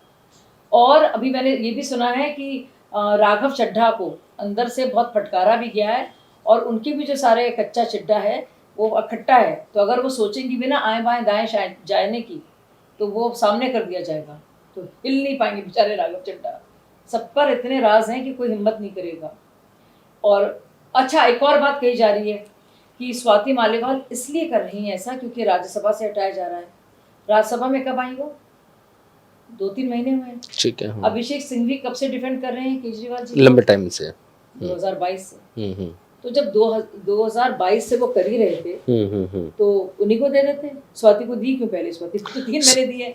मतलब बेवकूफ बनाने के तरीके। देखिए एक और बात, और ये मैं आपको बता दूं, जब मैंने आम आदमी पार्टी छोड़ी बहुत ही अफसोस के साथ, और मुझे लगा मैं एक दिन बर्दाश्त नहीं करूंगी, अरविंद केजरीवाल ने हजारों फोन करे, घर आए, राघव चड्ढा को भेजा, सबने फोन करे, प्रशांत भूषण, योगेंद्र यादव, तब वो पिटे नहीं थे, जो आपका वाकया जानते हैं ना जो हुआ था उनके साथ 2015 में जो हुआ था, जब नेशनल एग्जीक्यूटिव की मीटिंग थी। पर मैंने कहा नहीं, मेरी इज्जत मुझे प्यारी है, मैं देख चुकी थी इनकी असलियत को, तो मैंने कहा मैं तो नहीं वापस आ सकती हूँ। तब क्या कहा था, ये बरखा दत्त को ये इंटरव्यू दिया है केजरीवाल ने, उसमें जब बरखा ने उनसे पूछा शाजिया कितनी नाराज है, उसको छोड़ के जाना पड़ा, तो पता है क्या बोले? अरे वो तो कांग्रेस जा रही है, यही बोला था। तो मैं कांग्रेस गई नहीं गई, 1 साल मैंने इंतजार किया, उसके बाद मैंने सबको देखा। और जब प्रधानमंत्री जी ने बात की थी लाल किले से, कहा था कि हम लोग अपने बेटों से सवाल नहीं करते, बेटियों से सवाल करते हैं कि रात में देर में क्यों आई, मुझे वो बात अच्छी लगी। और एक और बात जो उन्होंने शौचालय को लेके कही थी वो मुझे बहुत अच्छी लगी।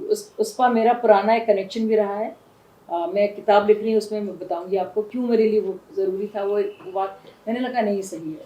और कांग्रेस में जा सकती थी, कांग्रेस पार्टी जो हमेशा से मुस्लिम महिलाओं के विरोध में बोलती थी, तो मेरे लिए तो कभी सूट भी नहीं करती ना सपा ना बसपा, मेरे लिए तो भाजपा ही मेरे लिए सबसे सूटेबल थी। क्योंकि एक तो हमने कांग्रेस के खिलाफ उनके भ्रष्टाचार पर कितने आंदोलन करे थे, कितने हमने लाठियाँ खाई थी, तो हम कांग्रेस में ही चले आते तो बहुत मेरे लिए बहुत पर्सनली तौर पर मुझे अपने लिए मेरी इज्जत कम हो जाती। तो मैंने और 1 साल बात किया, लेकिन अरविंद केजरीवाल ने तभी डिक्लेयर कर दिया था ये तो कांग्रेस जा रही है, वो है बाकायदा उस इंटरव्यू में। मैं कांग्रेस नहीं गई, अब कह रहे वो तो बीजेपी करा रही है स्वाति मालीवाल के साथ, अब पता चल जाएगा बीजेपी करा रही है। अच्छा बीजेपी करा रही है तो भी कैसे करा रही है, क्यों करा रही है? आप फटकार रहे हैं स्वाति मालीवाल को क्योंकि वो विदेश में रही, कोई राज्यसभा का था नहीं, आज ज्यादा तो सीटें आपने भेज दी हैं, सारे राज्यसभा तो भेज दिए हैं। अब जो जिनको बेचा है मुझे एक नेता मिले थे, वो तो आएंगे नहीं आपके लिए, मुझे एक नेता मिले थे, ये तो खरीदे हुए नहीं थे, तो अनिल को आप फटकारेंगे। मुझे एक नेता मिले थे, वो बोले कि मैं अरविंद केजरीवाल के पास गया था राज्यसभा मांगने के लिए, हमारे साथ सर भी थे, हम दोनों गए थे, तो बोले कि 50 करोड़ रुपए की मांग की। इस बात में क्या सच्चाई है? अरे बिल्कुल सच्चाई है। पहली बार किसको दिया गया? एनडी गुप्ता को, सुशील गुप्ता को और संजय सिंह को। तभी तो कुमार विश्वास जो इंतजार करते रहे, पार्टी में बने रहे कि अब तो उन्हें राज्यसभा मिली, वो चले गए ना छोड़कर। आशीष खेतान और आशुतोष को बता दिया गया था भाई राज्यसभा नहीं मिलेगी, वो चले गए। अब और आशुतोष की असलियत देखिए, जब लोकसभा का टिकट मिल रहा है तब तो पार्टी ज्वाइन कर ली, जब राज्यसभा का टिकट नहीं मिला तो पार्टी छोड़ दी। सब टिकट से उनका पूरा खेल है, सब इन लोगों का। हमारे जैसे लोगों का तो टिकट से कुछ ताल्लुक नहीं था। हम तो अन्ना हजारे आंदोलन और आईसी के दिनों से आए थे। हम तो ये सोचते थे पार्टी बनेगी नहीं कभी। तो ये तो विभो हमको कुमार, कोई कह नहीं सकता ऐसी बात। विभो कुमार के कारण सबसे पहले किस व्यक्ति ने पार्टी छोड़ी जो फाउंडर मेंबर रहा? आपने छोड़ा है, उससे पहले किसी और ने छोड़ दी थी? देखिए बहुत सारी बातें सिलसिलेवार तरीके से आते हैं किन किन नेताओं ने अरविंद केजरीवाल का साथ छोड़ा, क्योंकि लोग कहते हैं कि जब आपके लोग, अपने ही लोग जब साथ छोड़ने लगे तो प्रॉब्लम उन लोगों में नहीं है, प्रॉब्लम उसमें है जो लोगों का साथ छोड़ा अरविंद केजरीवाल ने। आप देखिए योगेंद्र प्रशांत पहले कौन छोड़ा सबसे पहले? विभव कुमार के कारण। देखिए विभव के कारण नहीं, विभव केजरीवाल एक ही है। तो विभव तो एक चेहरा है, उनके प्यादा है उनका, वो घुमा रहे हैं। हाँ, उनका काम है डांटने और भौंकने और कटवाने का काम उनका है। सारा कुछ तो केजरीवाल करते हैं ना। तो बिल्कुल वो केजरीवाल है जिनके आदेश ये पालते हैं,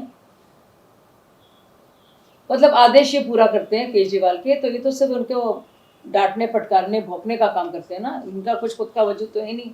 विभव की क्या इंटेलिजेंस है और क्या वो सब जानते हैं, उनकी योग्यता क्या है। वो तो सब जो भी उनसे एक बार भी मिला है वो समझ जाएगा कि कितने योग्य व्यक्ति हैं वो। तो नायक फिल्म में जो आपने देखा कि अमरीश पुरी के साथ एक व्यक्ति चलता था जो वो सब मैनेज करता था, वही है विभव कुमार, वैसे ही किरदार है कुछ। बिल्कुल वैसे ही है, बिल्कुल। ये कहते हैं ना हेंचमैन या गुर्गा, उठवा लेता है लोगों को। वो देखिए जो अरविंद केजरीवाल कहेंगे वो करेगा। जिस जर्नलिस्ट के बारे में कुछ कहना हो, अगर किसी ने गलत खबर डरा दी उसको आप, एक जर्नलिस्ट की बात है और वो सामने नहीं आना चाहती, वो उसका ही कहना है कि वो अन्ना हजारे आंदोलन के वक्त और जब पार्टी बनी थी, एक उसको एक ज़बरदस्त घूसा पड़ा था। तो वो देख नहीं पाई कौन था, लेकिन करीबी टीम में से कोई था क्योंकि उन्हीं के पास थी वो। तो जब उसने कहा मैं इसके बारे में लिखूंगी, तो विभव ने उससे कहा तुम्हें हमारी ज़रूरत पड़ेगी, हम सरकार में आ गए हैं, समझो। तो वो चुप हो गई कि तुम जिस मैगजीन में काम करती हो, जिस पेपर में, वहाँ तुम्हें हमारी ज़रूरत पड़ेगी। तो ये सेटिंग वेटिंग करते हैं। जैसे कुछ चलते हैं ना ऐसे हिंदी के चैनल भी हैं, खेल करो, ब्लैकमेल करो, उठाओ, इस्तेमाल करो, ये वैसे ही चलता है यहाँ पे हिसाब किताब। आपको लगता है कि कुमार विश्वास ने जो आरोप लगाया था खालिस्तानी समर्थन वाला, उस बात में भी दम है? क्योंकि कुमार विश्वास, आप, अरविंद केजरीवाल, योगेंद्र यादव, आशीष खेतान, शांति भूषण, प्रशांत भूषण, सब साथ में रहते थे। मैं चाहता हूँ कि थोड़ा आप पब्लिक, आप उसके बहुत सारे प्रमाण हैं।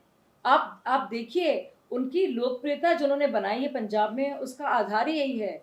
और ये बात आप देखिए, भुल्लर की रिहाई के लिए जब पन्नू ने कहा था कि उसके लिए इनको पैसे दिए गए हैं, तो आप बताइए इन्होंने क्यों पत्र लिखा राष्ट्रपति को, और क्यों कहा कि प्रणब मुखर्जी राष्ट्रपति थे, उनको खत लिखा है अरविंद केजरीवाल ने और कहा है कि भुल्लर की रिहाई होनी चाहिए, जिसकी फांसी, जिसको सज़ा सुनाई गई थी दिल्ली ब्लास्ट मामले में जो 93 का था। तो एक आतंकवादी की रिहाई के लिए आप पत्र क्यों लिख रहे हैं? अच्छा, हम नहीं मानते पन्नून की बात, झूठ बोल रहा है, आतंकवादी, उसकी बात नहीं मानेंगे। जब वो कहता ना कितने मिलियन डॉलर्स दिए गए हैं कि हमारा पक्ष रखिए, हम लोग आपको फंड करेंगे, लेकिन वो बात तो करके दिखा दी ना। वो राष्ट्रपति को बाकायदा, प्रणब मुखर्जी जब थे उस वक्त के राष्ट्रपति, उनको तो पत्र लिखा है कि इसकी रिहाई की जाए। नहीं, इसमें ढिलाई बरती जाए, नरमी बरती जाए, लीनियंसी हो, ये बाकायदा पत्र उन्होंने लिखा है। क्यों लिखा उन्होंने बताइए? ऐसी क्या उनको फिक्र थी या क्या उनका रिश्ता था भुल्लर से, जो कि नॉन आतंकवादी था? क्यों रहे इतने आतंकवादी समर्थक और खालिस्तान समर्थकों के घर में जाके रहे?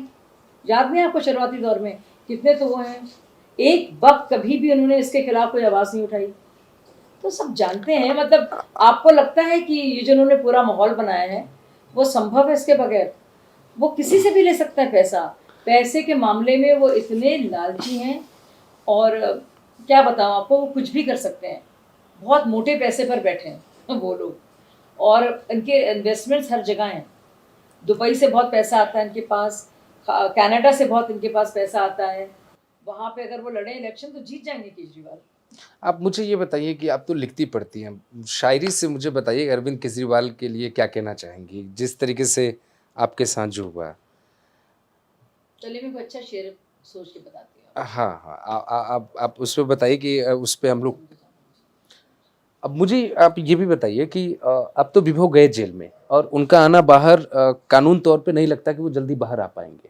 अरविंद केजरीवाल का दावा है कि सौरभ भारद्वाज भी जेल जाएंगे और राघव चड्ढा भी जेल जाएंगे। तो ये बीजेपी का प्लान लीक कौन कर रहा है, उनको बता कौन रहा है? क्योंकि अरविंद केजरीवाल कल जो 3 पॉइंट गिना रहे थे, अकाउंट फ्रीज होगा, जो कह रहे हैं कि भाजपा ऐसा करेगी जी, तो भाजपा के मन में क्या है वो भाजपा से ज्यादा केजरीवाल जी को पता है। कुछ लोग प्रधानमंत्री से मिलते हैं तो उनको आके बता देते हैं, और ऐसा भी तो हो सकता है क्योंकि इन लोगों के तार जुड़े हुए हैं और इतने भ्रष्टाचारी हैं ये लोग कि इस वजह से उनको लग रहा है कि उनकी गिरफ्तारी होगी। उनको पता चल गया है ना कि जो उनकी चोरी है वो पकड़ी जा रही है। और एक और जरूरी बात मैं यहाँ पे कहूँगी कि बार बार ये कहते हैं कि भाजपा ने भेजा, तो अदालतों ने भेजा है। सुप्रीम कोर्ट ने उनको कुछ वक्त के लिए कहा है कि आप बाहर आकर प्रचार कर सकते हैं, वेंटिलेटर पर हैं, और कह रहे हैं गिरफ्तार करो मुझे, गिरफ्तार करो। गिरफ्तार तो आप हैं ही, आपकी जगह जेल में है। 2 तारीख से पहले अगर आप जाना चाहते हैं चले जाइए। बीमार हो गए तो बीमार होंगे, वहाँ इंसुलिन उनको दिया नहीं जाएगा, वहाँ पे भी नाटक ही नाटक, खाने को लेकर ये मतलब ये पूरी तरह से नौटंकीबाज है ये पार्टी। और ये पूरी पार्टी आम आदमी से शुरू होकर आम आपराधिक पार्टी हो गई है। आम आपराधिक पार्टी, द रायता मैन, आपने रायता मैन गुजरात में लग रहे हैं, जो कह रहे हैं करेंसी नोट पर माँ लक्ष्मी के होने चाहिए उसमें फोटो। यहाँ पे जा रहे थे, मामू की सैलरी बढ़ा रहे हैं और कह रहे हैं, और ओखला एनकाउंटर की बात कर रहे हैं, बटला एनकाउंटर की बात कर रहे हैं। ओखला में ये कहीं गंगा गए गंगादास, जमुना गए जमुनादास। ये शाजी मैम, आप मुझे ये बताइए कि अरविंद केजरीवाल को मुसलमान अपना वो मुसलमानों की भी एक राय है कि बीजेपी परेशान कर रही है, उसको लगता है कि मुसलमानों को लगता है कि अरविंद केजरीवाल उनके नेता हैं। जैसे खालिस्तानियों पर आपने एक्सपोज किया, चूंकि आप खुद बताएंगी मुसलमानों के बारे में बेहतर, मुसलमानों को लेकर उनकी क्या सोच है, वो हिंदुओं को लेकर क्या सोचते हैं, हनुमान चालीसा जो पढ़ने की बात करते हैं, इस पे आप क्लियर करिए थोड़ा। मुसलमानों के लिए उनके जो मन में नफरत है, मैं आपको बता दूं, जब प्रशांत भूषण को मारा पीटा गया था कश्मीर मामले में जी, तो अरविंद ने तो खुलकर कहा था कि ये जो है गलत हुआ, लेकिन उनकी पार्टी के बहुत ही करीबी लोग और जो टॉप के लोग थे मनीष सिसोदिया के साथ, वो बोले अच्छा हुआ। तो उनमें कहता कुछ और है, करते कुछ और है, दिखाते कुछ और है। तो जब प्रशांत भूषण के साथ मार पिटाई हुई थी उस कश्मीर के मामले को देखकर, जिसको लेकर बहुत सारे मुसलमान भी बोल रहे थे या मुसलमान समर्थक, वो उसमें पूरी पार्टी में सब लोग बहुत खुश थे। और सोचिए, और अरविंद ने झूठ मूठ कह दिया नहीं गलत हुआ। तो मुझे मालूम है क्या कहा है मनीष सिसोदिया ने इसके बारे में। और यही नहीं, मैं आपको बता दूं एक बहुत ज़रूरी बात, खुद अरविंद केजरीवाल ने कहा है, वो ऑडियो लीक भी हुआ है, जो ये आसिफ मोहम्मद खान से उन्होंने बात की थी, और मुझसे सबसे कहते थे वो, देखो मुसलमानों को क्या है, मुसलमानों को अपने लिए कुछ चाहिए नहीं है, मुसलमानों को तो वोट ऐसे ही मिल जाएगा, बस गाली बक दो आरएसएस बीजेपी को, मुसलमान को वोट मिल जाएगा। ये ऑडियो लीक, टेप एक बार लीक भी हुआ है। अरविंद की सोच ही यही है, मुसलमानों को तो कुछ चाहिए नहीं, मुसलमानों को अपने से तो मोहब्बत है नहीं, सिर्फ उनको भाजपा से नफरत है।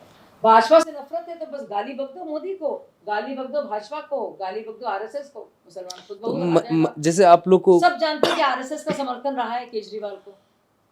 भाई मंच पे तो शुरू में सब वही लोग थे। अच्छा सुनिए, अरुंधति रॉय से लेकर सारे जो आपकी लेफ्टिस्ट लॉबी है, और जो बाकायदा खत लिख रहे थे और एडिटोरियल्स लिख रहे थे, और पूरा प्रचार था कि आरएसएस बैक कर रही है इस पार्टी को, तो जब शीला दीक्षित के खिलाफ बोलेंगे और मनमोहन सिंह के कैबिनेट का भ्रष्टाचार का पर्दाफाश करेंगे ये भाई साहब, तब तो ये बहुत बड़े विलेन बन जाएंगे। लेकिन जब वो मोदी को गाली बकेंगे तब तो मीडिया की और इस पूरी लॉबी की वो डार्लिंग बन जाएंगे। तो ये असलियत इस पूरी लॉबी की, उनकी दुनिया, इतनी दुनिया सिकुड़ी हुई है, उनका इंटेलेक्चुअलिज्म, ये इंटेलेक्चुअल्स नहीं है, सबसे बड़े दुनिया के बेवकूफ़ हैं। अपने उस नफरत में जो उनकी भाजपा के लिए है, वो पूरे देश को अपनी नफरत की आग में झुलसा रहे हैं। तो ये असलियत इन सारे बिग एडिटर्स की है, जो बहुत बोलते हैं ना, जो अरविंद को बहुत पसंद करते हैं, ये है। हाँ, क्रांतिकारी बहुत क्रांतिकारी भी वायरल हुआ था। मुझे एक चीज़ बताइए, लोग बहुत कन्फ्यूज, 5 मिनट समय है ना आपके पास जी? लोग बहुत कन्फ्यूज़न में रहते हैं। कुछ लोग मानना है कि अरविंद केजरीवाल ही चाहते हैं कि मनीष सिसोदिया को जेल में रखा जाए, जैसे वो आपको बाहर कर देते हैं, कुमार विश्वास बाहर चले गए, योगेंद्र यादव चले गए, मनीष को बाहर नहीं कर पाए तो दूसरा रास्ता अपनाया जेल में रखने का।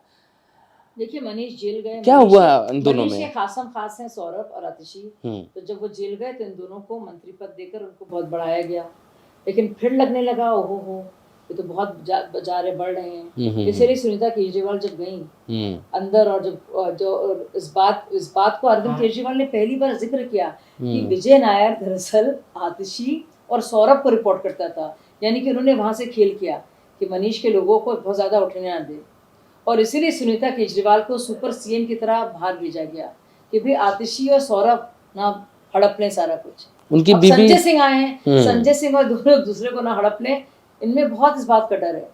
मनीष को तो किनारे लगा दिया है, मनीष के खिलाफ तो बहुत ज्यादा सख्त इल्जाम है, और वो जो लोग कहते हैं कि देखिए सुप्रीम कोर्ट ने इनकी बात को माना, तो वही सुप्रीम कोर्ट ने तो मनीष सिसोदिया की बेल को कई बार रिजेक्ट किया है। तो अगर सुप्रीम कोर्ट इनको मोहलत दे रहा है तो मनीष सिसोदिया को अंदर क्यों रखे? सोचने वाली बात तो है। ऐसे तो पार्टी खत्म हो जाएगी, ना आपको मिला ना उनको मिला, कुछ किसी को नहीं मिला। मैं पहले दिन से कह रही हूँ, 9 साल हो गए, मैंने कहा जो इंसान इतनी बदतमीजी करता है, इतना इनसिक्योर है, किसी को बढ़ने नहीं देता, जो इंसान जिसकी खुद की कुव्वत हो, योग्यता हो, और सिर्फ गुंडे, बदमाशों और चाटुकारों के साथ घूमता है, जो दरबारी बन के आसपास होते हैं, जिनका कुछ वजूद नहीं रहा है, जिनको कोई जानता नहीं है, जिनका सिर्फ काम है बदमाशी है, जल्दी से जल्दी आगे बढ़ना, उन्हीं के साथ वो टिक सकता है। आप देखिए उनके आसपास के लोग क्या थे, किसी की भी शख्सियत कभी कुछ रही हो, आप बताइए क्या थे वो लोग। और देखिए, मैं प्रशांत भूषण और योगेंद्र यादव तो आतिशी और राघव को लेके आए थे। ये लोग तो, राघव तो ब्रीफकेस लेकर बाहर खड़ा रहता था, अरविंद तो अंदर नहीं आने देते थे जब हमारी एग्जेक्टिव मीटिंग्स हो रही होती थी। प्रशांत जी कहते थे शाजिया अरविंद से कहते कि दरवाजा खोल दे, तो हम कहते अरविंद जी आने दीजिए उनको ना, कुछ काम कर लेंगे। तब योगेंद्र कह रहे थे हमारी कमिटीज बननी चाहिए। आम आदमी पार्टी जब बन गई है तो सिर्फ भ्रष्टाचार पर भी नहीं, और चीज़ों पर भी आम आदमी पार्टी की क्या राय है, इसको भी आना चाहिए। तो उस वक्त का दौर था, शुरुआती दौर था। तो अरविंद कहते थे खोल दो, तो मैं खुलवाती थी, मैंने कहा बैठ जाएंगे ये लोग। ये है इन दोनों ने क्या किया है। और जब अरविंद बहुत नाराज थे, आपको याद है कि मेरे जाने के बाद सब एक एक करके गए, योगेंद्र यादव को और प्रशांत भूषण को किस तरह से बाउंसर्स भिजवाकर उनके लोगों को मारपीट करके भगाया गया, वो वीडियो आप ज़रूर चलाइएगा। और किस तरह से रमज़ान जो योगेंद्र जी का खासम खास था, जो बचाने की कोशिश करा था, उसको तो इतना मारा कि लहूलुहान हो गया था। ये कापा शेरा की बात है 2015 की। तो मेरे जाने के बाद इन दोनों को तो निकाला गया, लेकिन एक एक करके, चाहे वो मयंक गांधी हो, चाहे बहुत से और सारे लोग हों, एक एक करके सब चले गए।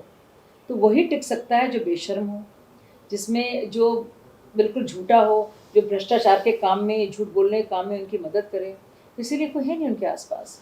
और प्रशांत भूषण और योगेंद्र यादव के खिलाफ अरविंद केजरीवाल ने बाकायदा कहा, जब मैं भी जा रही थी तब भी मुझे लग रहा था कि आपस में इन लोग का नहीं हो पाएगा कुछ भी, क्योंकि अरविंद इतने नाराज रहते थे इनसे, और ये लोग चाहते थे कुछ अनुशासन हो, उसमें सोच समझ कर टिकट दिए जाएं। उसमें आप यकीन नहीं करेंगे, उन्होंने लिखवाया। फिर मैंने कहा देखिए, मुझे कुछ चीज़ें आपकी अच्छी लगती हैं, कुछ चीज़ें प्रशांत और योगेंद्र की अच्छी लगती हैं, कुछ चीज़ें आप दोनों की अच्छी नहीं लगती, तो मैं किसी का साइड नहीं लूँगी। ये कहकर मैं चली गई, तो मैं तो यूजलेस थी ना उन लोग के लिए, मैं तो एक अंधभक्त नहीं थी उनके लिए। लेकिन सुन लीजिए, आतिशी और राघव की असलियत जो लेकर आए थे उनको प्रशांत भूषण जी और योगेंद्र यादव जी, भले ही इस बात को सामने नहीं रखें, लेकिन सब जानते हैं, और उन्होंने इस बात को अपने मित्रों से कई जगह कहा भी है कि उनके खिलाफ जो झूठ लिखवाया है अरविंद केजरीवाल ने, कि लिख के दो कि प्रशांत भूषण, योगेंद्र यादव जासूसी करवाता था, मीडिया में लीक करवाता था, उन्होंने लिखा है ये वही बात हो गई कि मैं आपको रेकमेंड करूं कि वहाँ चले जाओ और आप मेरे खिलाफ मुझे झूठा बना दें और वहाँ पे आप बहुत टॉप पोजीशन में चले जाए। ये इन दोनों की असलियत है कि कुछ भी कर सकते हैं। ये बिल्कुल अरविंद केजरीवाल से सही उनके लिए उस्ताद हैं, ये बिल्कुल अच्छे शिष्य हैं केजरीवाल के। और एक एक करके सब निकले। अब प्रशांत भाई और योगेंद्र यादव भाई क्यों नहीं बोल रहे हैं?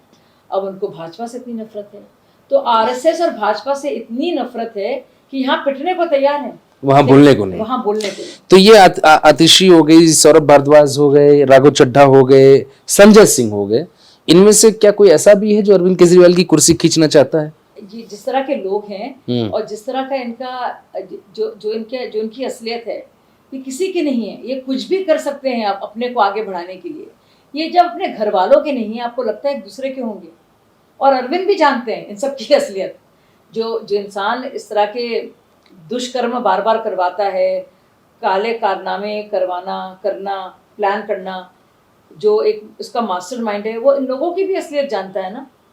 तो वो अच्छी तरह से जानते हैं कि ये लोग सब एक दूसरे को कभी भी छुरा भोग सकते तो आप तो अरविंद केजरीवाल को भाई कहती थी। हैं। जी, मैं राखी बांधती थी। आम आदमी पार्टी आपके लिए सियासी मायका था एक तरीके का। जी। अब आप उस आज 10 साल बाद क्या कहना चाहेंगे अरविंद केजरीवाल को, जेल जाने से पहले ये वीडियो उन तक पहुंच जाए? देखिए, मैंने अरविंद केजरीवाल को कहा था कि मेरे खिलाफ अगर जो जो आप बोल रहे हैं ना, शुरुआत के दौर में जब मैं छोड़ के गई तो उन्होंने कहा कि शाजी ने किया क्या था, तो मैंने लिटरली उनको पकड़ा और मैंने कहा मेरे बारे में बोलना नहीं कुछ, तुम्हारी सगी बहन ने वो नहीं किया होगा जो मैंने किया है। उसके बाद अरविंद ने कुछ बोला नहीं, ये मैं बता दूँ, क्योंकि वो भी जानते हैं। और मेरी देखिए आदत नहीं है कि उस वक्त के दौरान जो बातें हुई थी मैं करूँ वो।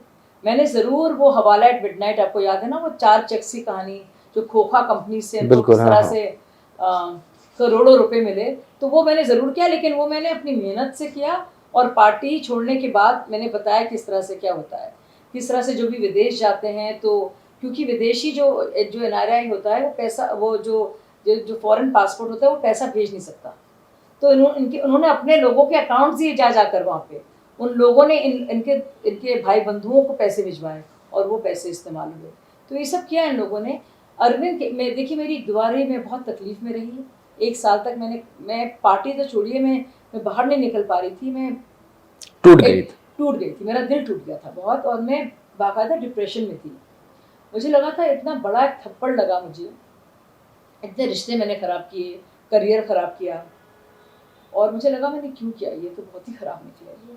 तो मैं परेशान से अलग थलग रहने लगी, और बाकायदा मुझे कौन लोग थे उस वक्त जो आपको समझाते थे कि सब सही हो जाएगा, ठीक हो जाएगा? नहीं, मुझे प्रशांत भूषण और योगेंद्र यादव के बाहर निकालने और खदेड़े जाने से पहले वो लोग भी समझाते थे। पार्टी के अलावा और कौन था आपके जिंदगी में जो आपसे कहता था कि नहीं, वो सब तो ठीक हो खैर जाएगा? देखिए, दोस्त चाहे यार, वो हमारे, पर्सनल? जी, मेरे बहुत सारे दोस्त, मेरे बड़े भाई जिन्होंने सब देखा है, और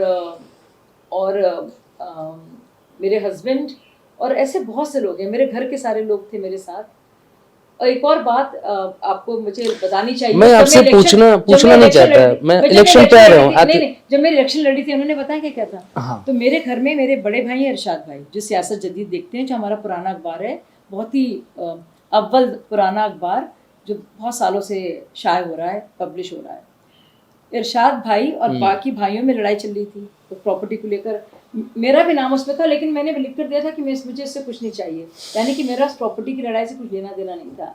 ये लोग बाकायदा, और एक भाई थे जो मेरे बारे में बुरा भला कह रहे थे, क्योंकि मैं इरशाद भाई को प्रोटेक्ट कर रही थी, और वो बहुत अजीज़ है मेरे, हम लोग साथ रहे हैं इतने साल तक। तो इरशाद भाई बहुत सीधे भी हैं। तो बाकी भाई गए इनके पास और उन्होंने इनकरेज किया, ये पंकज गुप्ता, मनीष सिसोदिया ने, और अब मुझसे कहने लगे, देखो शाजिया, ये जो है कुछ वीडियोस लाए। मैंने कहा देखिए वीडियोस कुछ है ही नहीं।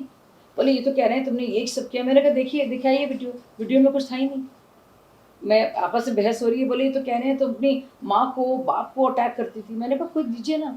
अच्छा, इत्तेफाक देखिए, जब मैं स्टार न्यूज़ के दिनों में थी तो अम्मी यहाँ मेरे साथ आके रहती थी, और जितने भी अम्मी के ऑपरेशन थे मैंने करवाए थे। तो होता ना, क्योंकि आपको कुछ इंश्योरेंस मिलता है तो सबको पता था। और ये तो संभव भी नहीं है ना कि मैं बॉम्बे में जॉब कर रही हूँ, एंकर हूँ, या दिल्ली में, तो मैं कानपुर जाकर किसी के साथ मारपीट करूँगी। तो इन्होंने इनकरेज किया, ये सबके घर के अंदर जाते हैं, और मेरे एक भाई को उन्होंने पैसे देकर बाकायदा लड़वाया है मेरे खिलाफ प्रॉपर्टी। और ये जो मेरे भाई को मैं क्या बोलूँ, मैं तो घर से भी इतनी परेशान थी। मेरे लिए तो बहुत डिप्रेसिंग बात थी ना, कि क्योंकि मैं इरशाद भाई की तरफ थी, हालांकि मेरा उस पूरे मामले में मेरा नाम ही नहीं है, ना मैंने कुछ पैसा लिया दिया, मैंने सिर्फ अपने बड़े भाई को सपोर्ट किया है, क्योंकि अब्बा के इंतकाल के बाद इरशाद भाई ने मेरा बड़ा ख्याल रखा है, और बहुत ही नेक और सीधे साधे हैं वो। तो मैंने सिर्फ उनको सपोर्ट किया था। उस सपोर्ट करने की वजह से मेरे भाइयों ने मेरे खिलाफ गंदी गंदी बातें कही। इन गंदी गंदी बातों को उन्होंने यूज़ किया। मैं कहती थी, अरविंद भाई क्यों मनीष बुला के बैठाते हैं इन लोगों को? तो बोले, अरविंद चुप रहते थे। और मुझे लगता था या तो अरविंद बिजी हैं या समझना नहीं चाह रहे हैं। लोग कहते देखो मनीष उनका बड़ा खास है, तो परेशान रहती थी। मनीष ही करते थे सारे खेल। अब मुझे समझ में आया आखिरी के कुछ दिनों में, जब मैंने छोड़ा, कि अरविंद खुद इसमें बाकायदा शामिल हैं। मनीष, विभव, अरविंद केजरीवाल में कोई अंतर नहीं है। ये बेवकूफ़ बना के रखा ना, गुड कॉप बैड कॉप, आपको तब भी उम्मीद दिखती है, क्योंकि आपने इतना कुछ झोंक दिया उसमें, आपने इतना इन्वेस्ट किया है, तो आप ये यकीन नहीं करना चाहते कि मैं इतनी बेवकूफ़ बन रही हूँ। और ये लोगों मेरे साथ बेवकूफ़ बन रहे हैं, तब आखिरी मिनट तक सोचते हैं कि कुछ अच्छा होगा इसमें, शायद मैं गलत सोच रही हूँ। आपको अपने पर यकीन नहीं होता, आपको लगता है कि कुछ अच्छा ही होगा इसमें। ऐसा मतलब मैं यही बीच में रोक रहा था आपको जानने के लिए कि भाई 10 साल हो गए इन बातों को और शायद आपका समय भी हो रहा है, आपको कहीं और जाना भी है। मैं यही जानना चाहता हूँ कि आप चाहें तो बताएं, आप चाहें तो ना बताएं, ऐसा कौन सा दर्द आप लेकर वहां से निकली कि शाज़िया अलवी मैम मैं आपसे आज बात कर रहा हूँ और आप आज भावुक हो जा रही हो? देखिए, मैंने सच में सोचा था कि ये लोग अच्छे लोग हैं और मैं कुछ अपनी ज़िंदगी का जो वक्त निकाल कर कुछ अपने देश के लिए अच्छा करूँगी और इससे कुछ फ़ायदा होगा। मुझे लगता है वो सारे साल, वो सारी शिद्दत, बर्बाद। वो जज्बा पूरी तरह से बर्बाद हो गया और इतना मुझे बेवकूफ़ बनाया और उसके बाद कैसे जलील किया। आम आदमी पार्टी के लोगों ने कितनी गंदी गंदी बातें लिखी, इनके ऑफिशियल हैंडल से क्या कुछ लिखा। जब मैंने संदीप कुमार की बात को उठाया और उनको कहा, तो इतनी गंदी बातें मेरे बारे में लिखी इन लोगों ने। मैंने ये लीजिए मैंने साइबर क्राइम सेल में जाकर इसकी कंप्लेंट भी की। जी। तो ये लोग इतने गंदे लोग थे कि और मेरी पर्सनल लाइफ में आकर इन्होंने इतना गंदगी की, मेरे छोटे भाई को लड़वाया मेरे खिलाफ। उनके बारे में क्या कहूँ भाई, जब और मैं भी, मुझे लगता है कभी कोई मेरे अपने ही नहीं साथ में थे, सिवाय इरशाद भाई के, सिवाय मेरे हस्बैंड के।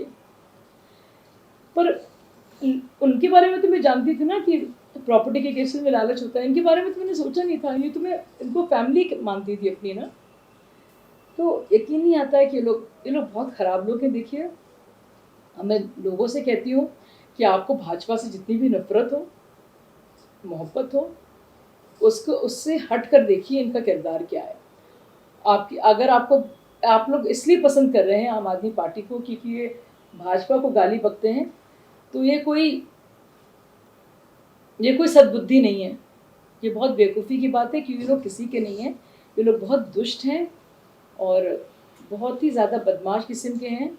ये लोगों को इस्तेमाल करते हैं और उनकी इनोसेंस का या उनके आइडियलिज़म का या आदर्शवाद का जो जज्बा लेके आए हैं, उसको इस्तेमाल करके आपको खुद जलील करेंगे और आपको खुद बदनाम करेंगे।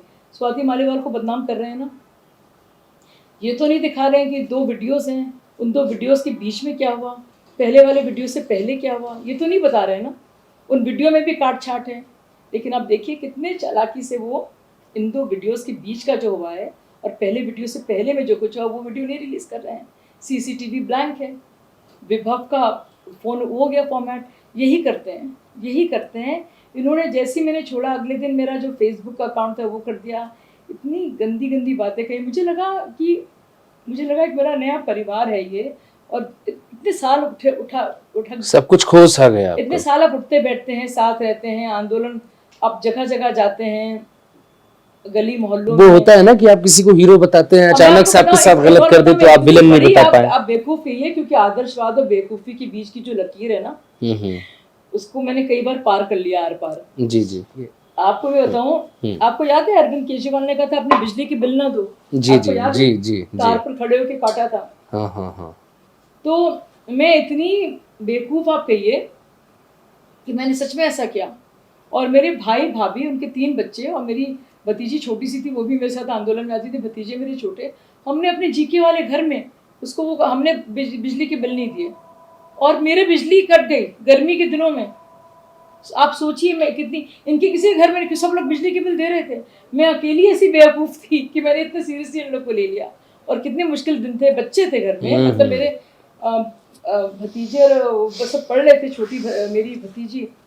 और हमने क्या किया, वो खबर भी बनी। और फिर मैंने रियलाइज़ किया, अरे इन लोगों ने तो किसी ने अपने बिल ऐसा नहीं किया था कि अरविंद केजरीवाल की बात को सीरियसली माना था, उन्होंने बिल दिए थे, मेरे घर में बिजली कटी। तो मैं सच में अव्वल दर्जे की बेवकूफ़ थी ये आप कह सकते हैं मुझे।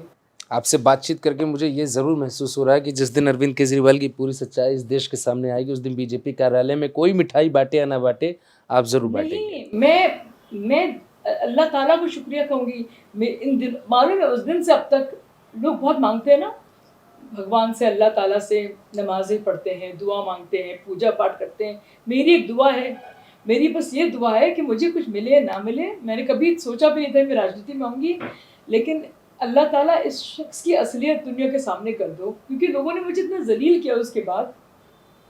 मैं ये चाहती हूँ। और आपने देखा भाजपा में मैंने अभी कभी का टिकट नहीं मांगा।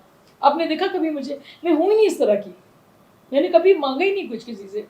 तो बहुत से लोग पार्टी छोड़ते हैं, टिकट मांगते हैं ना, मैंने तो वो कभी किया नहीं। तो लोग ये भी नहीं कह सकते कि भाजपा से मुझे कुछ मिला है, ये भी आप नहीं कह सकते ना मुझे। तो ये है।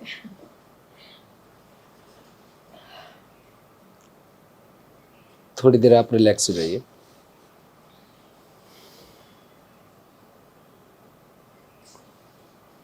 आप मेरे भाई भाभी से पूछिएगा, मेरे हस्बैंड बताएंगे आपको। परेशानियां तो सबने झेली होगी ना? सबने मिलकर झेली है। मेरे इतने दोस्त, मेरी एक लार्जर फैमिली जो है, मेरे चचा जान और सब लोग ने बहुत परेशानी होते, मेरे करीबी दोस्त और आम आदमी पार्टी के और भी लोग ना, जो सब उनके साथ भी बहुत से लोगों के साथ हो रहा था। आप लोग उनको जानते नहीं क्योंकि वो टीवी में दिखते। अभी भी हो रहा होगा, बहुत से लोग फ्रंट पे नहीं आ रहे हैं। हाँ, और उस वक्त भी जिन लोगों ने देखा, मेरी पूरी टीम के लोग, वो तो सब जानते ही ना क्या हो रहा है। अरविंद केजरीवाल की सच्चाई अब सबके सामने आ रही है। अब और आने लगी है, तो बस मैं इसीलिए अल्लाह ताला का शुक्रिया अदा करती हूँ। प्रभु ने आखिरकार इनका जो असली चेहरा है उसको बेनकाब किया है। ये चीज आप लोगों को कब पता लगी कि अरविंद केजरीवाल डबल फेस व्यक्ति हैं? मतलब कई घटनाएं हुई होंगी जब लगा होगा। देखिए, ये काफ़ी चीज़ें एडअप कर रही थी, लेकिन आखिरी के दिनों में जब ये लोकसभा के जब चुनाव लड़ रहे थे, एक और चीज़ लोकसभा का कौन सा, 14 वाला?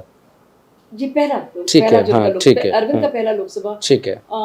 उसमें मैं समझ गई थी कि मुझे जबरदस्ती गाजियाबाद भेजा। 2 दिन बाद लास्ट डे ऑफ नॉमिनेशन है। आर के पुरम से तो मुझे वहाँ नई दिल्ली भेजना चाहिए था, लेकिन नहीं, अरविंद ने घर बुलाया, मैं और मेरे हस्बैंड घर में गए और बोले मैं अब आशीष खेतान को लड़वा रहा हूँ। और दिल्ली का बाद में चुनाव था, गाजियाबाद का था। और गाजियाबाद मैंने कहा नहीं, मैं लड़ना नहीं चाह रही थी। मनीष सिसोदिया की पूरी टीम, उनके सारे रिश्तेदार जो पैसे कलेक्शन का काम करते हैं, एडवर्टाइजिंग देखते हैं, सब कुछ, अब बाद में जो बहुत मालामाल हो गए हैं, वो तब के दौर में घर में बैठ के आकर एक ज़बरदस्ती एक तरह से की कि मैंने भरा हुआ, मैं इतनी वहाँ पे क्या कुछ किया मेरे साथ, वो एक और कहानी है। तब तो मैं बहुत ज़्यादा ही रो लूँगी, तो मैं ना ही सुनवाइए आप। बहुत ज़्यादा शातिर लोग हैं ये। मेरी फैमिली और टीम से अलग करके, मेरी बहुत बड़ी टीम होती थी जो आर के पुरम से भी थी, पुराने साथियों की थी, मीडिया के, मेरे स्टार न्यूज़ के भी बहुत पुराने दोस्त थे, वो बहुत एक बड़ी टीम थी। उनसे अलग कर मुझे ले गए एक मंदिर में। मैं तो मंदिर जाती भी हूँ, मैं तो उन लोगों में से, तो मैं बहुत ही इस मामले में ये तो मैं गई वहाँ पे, प्रेस को बुला लिया और फोटोग्राफ्स लिया, और मैं भाग के गई थी। सब लोगों ने वहाँ पे भी देखा है, और मुसलमान इलाकों में उस फोटोग्राफ्स को करा के वहाँ बांटे। तो ये तो खुद को नरेंद्र मोदी को तानाशाह कहते हैं, हिटलर कहते हैं, डिक्टेटरशिप कहते हैं। इस पे क्या है आप, मतलब? अरे कोई मुकाबला ही नहीं है। ये मोदी जी को की तुलना खुद से कितना भी कर लें, ये बहुत ही छोटे दिमाग का बद दिमाग इंसान है और निहायत खुदगर्ज है। मोदी जी के बारे में बता दूं, मेरी जब अम्मी का इंतकाल हुआ था, अगले दिन नेशनल एग्जीक्यूटिव थी, और जाहिर है क्योंकि घर में प्रॉपर्टी वगैरह के मामले रहे हैं, तो मैं अम्मी के हर साल तो बहुत अच्छा साथ मेरा बीता। और उसके बाद अम्मी के दौर में वापस आ गई हैदराबाद। मोदी जी ऐसे नेक इंसान है, और मैं, देखिए, मैं एक कार्यकर्ता ही हूँ बस, आप यकीन नहीं करेंगे। मैं बैठी थी चुपचाप 2 दिन बाद की नेशनल एग्जीक्यूटिव है, लोग भेज रहे थे मैसेजेस वगैरह, उतने बिजी सेशन में, जब लंच के वक्त सब लोग खड़े हो गए, उसमें सब मुख्यमंत्री भी शामिल थे सारे, बहुत स्पेसिफिक, वो बहुत ही कम लोग बुलाए जाते हैं। नेशनल एग्जीक्यूटिव एक ऐसा वक्त होता है जब टॉप लीडर्स, सारे सीएम्स, कुछ मिनिस्टर्स, सारे स्टेट के हेड्स आते हैं, तो बहुत एक खास बुक सेशन होता है। मैं भी लाइन में लगी, मोदी जी सबसे पहले मेरे पास आए, बोला मुझे पता चला, बहुत दुख हुआ। मैंने कहा जी। बोले नहीं, अपना ख्याल रखो, परेशान ना होना और मुझे बताना। थोड़ी देर बाद फ़ोन आया जब सेशन ख़त्म होने लगा कि अपनी अम्मी के बारे में बताओ। तो मैंने कहा अम्मी ऐसी थी। मोदी जी ने उसी रात में एक पत्र भी लिखा, शाजिया नौशाबा इल्मी कैसी थी, मेरी माँ के बारे में। तो सोचिए, बिना कुछ कहे हुए जो दिल जीता है ना मोदी जी ने, तो मेरे लिए तो बहुत, सच में दिल से मैं चाहती हूँ और उनकी बहुत इज्जत करती हूँ मैं। कोई मुकाबला ही नहीं है। मतलब आप सोच भी नहीं सकते। उन दोनों लोगों का एक वाक्य में इस्तेमाल भी नहीं होना चाहिए। मोदी जी का, केजरीवाल जी का एक ही वाक्य में इन दोनों का नाम नहीं लिया जाना चाहिए। सही बात है। भी एक ने आपको रोते हुए छोड़ दिया, दूसरे ने आपके आंसू पूछे, वो भी तब जब माँ का इंतकाल हो गया। जी। वहां तो इंसान सबसे बड़ा हो जाता है। जी, और पता नहीं कैसे उनको पता चला, कितनी बड़ी चीज़ वो कर रहे थे। सोचिए, मतलब पूरे जो टॉप, जो शीर्ष पूरा जो होता है लीडरशिप मौजूद थी, उसमें किसी सीएम से उन्होंने बात नहीं की, सबसे पहले मेरे पास आए।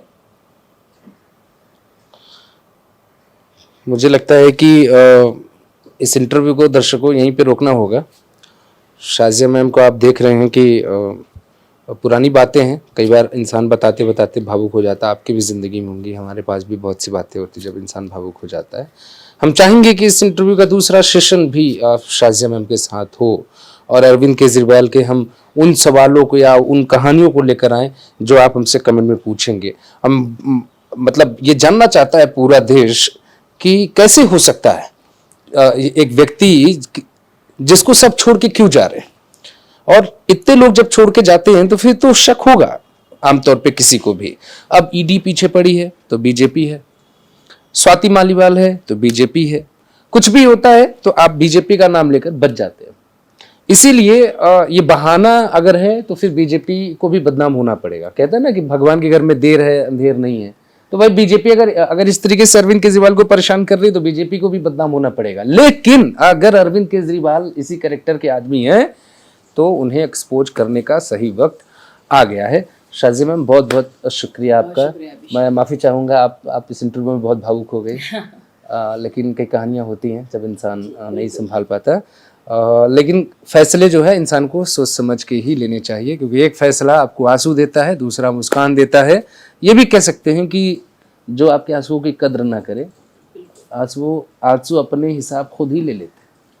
बिल्कुल सही कहा आपने। देखिए, विश्वास जी रोए, मैंने देखा कि विश्वास जी जब रोए उनके होंठ कांप रहे थे। वो एक मर्द है, नहीं रो पाए। योगेंद्र यादव आए, एकदम कांप रहे थे, मर्द है, नहीं रो पाए। स्वाति को रोते देखा, आपको रोते देखा, और हमने ये भी देखा है कि नारी शक्ति को जिसने रुलाया उसको तो रोना पड़ता है। बिल्कुल, बहुत तकलीफ दी है। दूसरा सेशन करेंगे जल्द आपके साथ, उसमें पूरी बात। Thank you ji.